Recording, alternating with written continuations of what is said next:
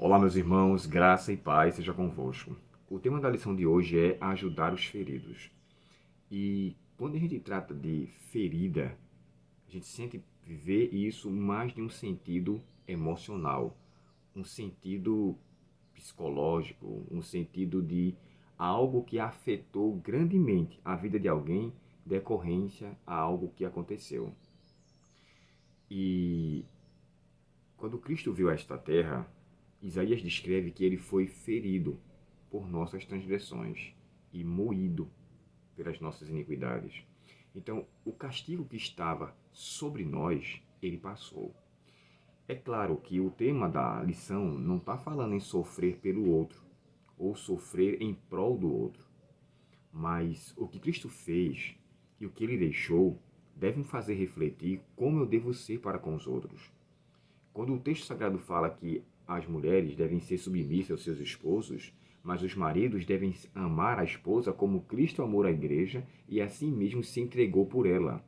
Então, o amor de um marido para com a esposa é um amor que envolve entrega. Eu amo a esposa a ponto de me entregar por ela, a ponto de dar minha vida, porque Cristo fez isso.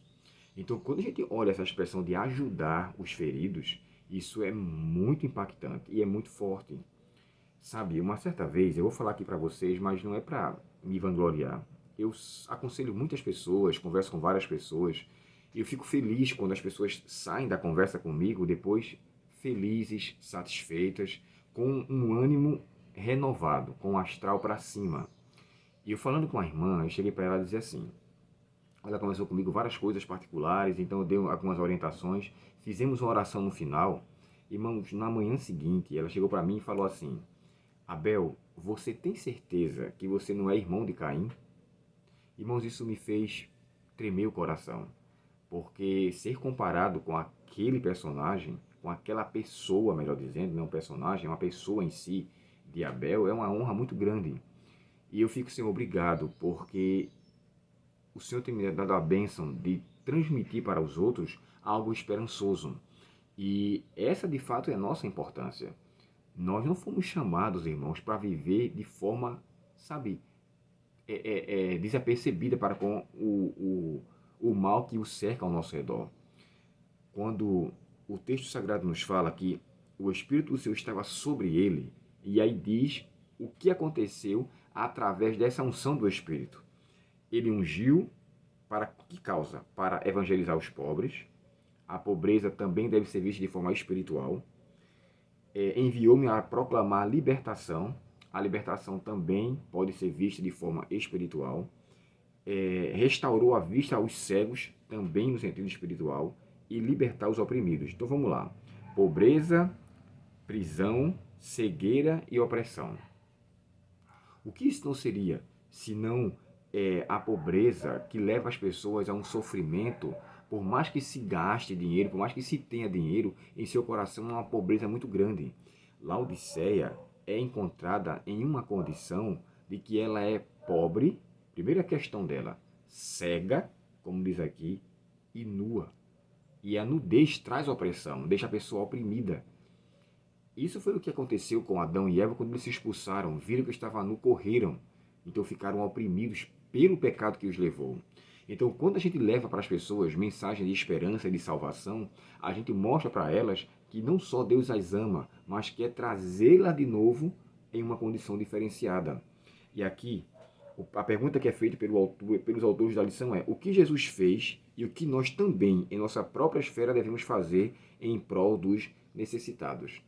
É fazer o que Jó fez. A Bíblia fala que Jó, eu falei para vocês sobre isso ontem, Jó, ele é descrito como aquele personagem que trouxe visão, podemos dizer assim, entre aspas, para os cegos. A Bíblia não fala que Jó fez milagres, mas ele trazia esperança e ânimo. Olha só, deixa eu ler para vocês aqui o que diz o comentário bíblico adventista sobre o verso 15 do capítulo 29 de Jó.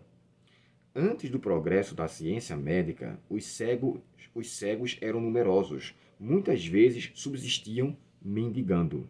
Jó não se esquecia dessas párias da sociedade. A figura indica que ele lhes dava mais do que ninharias.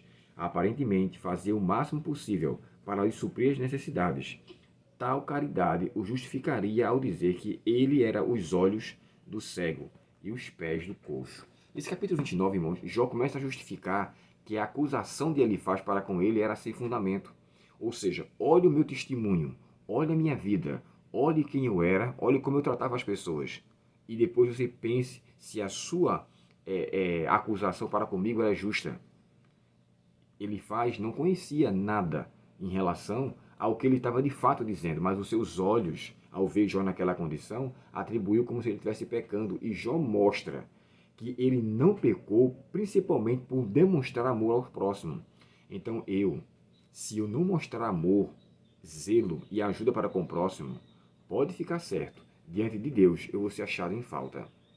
Jó foi acusado de ter pecado. Jó justifica sua vida em benefício ao próximo.